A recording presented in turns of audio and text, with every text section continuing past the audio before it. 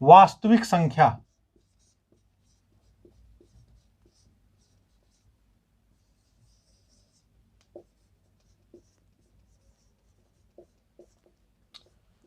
या इसी को रियल नंबर बोलते हैं। वास्तविक संख्या किसे कहते हैं?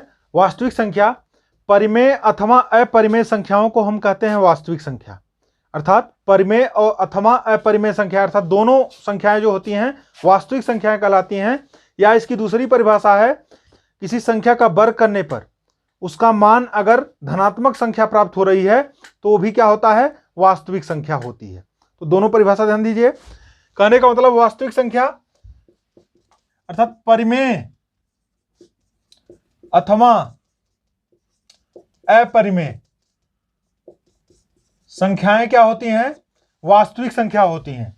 या किसी संख्या का अगर हम वर्ग करते हैं और उसका मान हमको धनात्मक प्राप्त होता है, किसी संख्या का वर्ग करने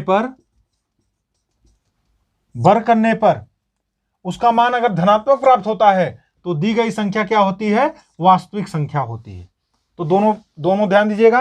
अर्थात जितनी भी परिमेय संख्याएं हैं, जितनी भी अपरिमेय संख्याएं हैं, हमने परिमेय अपरिमेय के बारे में आपको बता दिया। तो जितनी भी परिमेय संख्याएं हैं और जितनी भी अपरिमेय संख्याएं हैं, दोनों क्या होती हैं? वास्तविक संख्या होती है। और अगर पूछता है, अगर किसी संख्या का वर्ग करने पर अगर उसका मान धनात्मक प्राप्त हो रहा है तो वो संख्या क्या होगी? वह भी क्या होगा? वास्तविक संख्या होगी। ये दोनों परिभाषा ध्यान दीजिएगा। ध्यान दीजिए, यहां पर हमने क्या बताया? किसी संख्या का वर्ग करने पर अगर धनात्मक संख्या प्राप्त होती है तो क्या होगा? परिमेय होगा। तो यहां पर हम इसको इससे भी देख लेते हैं, परिमेय और अपरिमेय वाला। दो कंडीशन छांटने का, परिमेय और अपरिमेय से छांट लीजिए।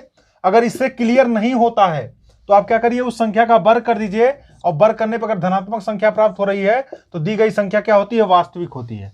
कहने का मतलब आप देख रहे हैं 7 है, तो 7 एक क्या हो जाएगी? वास्तविक संख्या है। क्योंकि 7 एक क्या है? परिमेय संख्या है, इसलिए चूंकि इसको हम क्या कर सकते हैं? 7/1 लिख सकते हैं, तो इसलिए ये क्या हो जाएगा? एक परिमेय संख्या है। अब 3/2 ये क्या है? ऋणात्मक संख्या आ गई है। तो आपको हमने क्या बताया? अब यहाँ आप क्लियर नहीं कर पा रहे हैं, क्या होगा?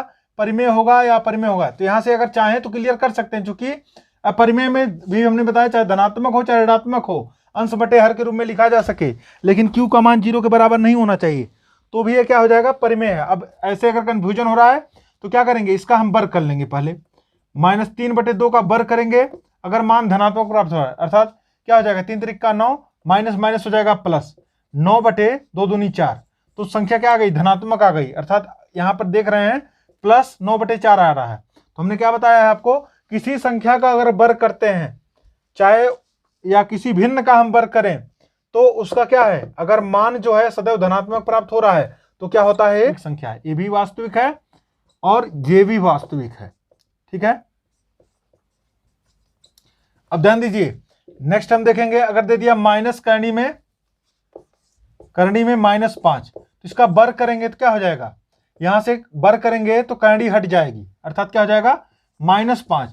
तो यहां संख्या क्या? धनात्मक नहीं आ रही, ऋणात्मक आ रही है, इसलिए क्या हो जाएगा? वास्तविक नहीं होगा, ये संख्या होगी काल्पनिक। ठीक है, और इसी प्रकार से 5 का हो गया, इसी प्रकार से करनी 3 वाला हो जाएगा, इसका वर्ग करेंगे तो क्या हो जाएगा? इसका मान -3 प्राप्त होगा, तो ये भी संख्या क्या हो जाएगी? काल्पनिक होगी। कहने का मतलब काल्पनिक क्यों हो रही है? चूंकि वर्ग करने पे इसका मान धनात्मक प्राप्त नहीं हो रहा, ऋणात्मक प्राप्त हो रहा है, इसलिए क्या हो जाएगी? काल्पनिक हो जाएगी।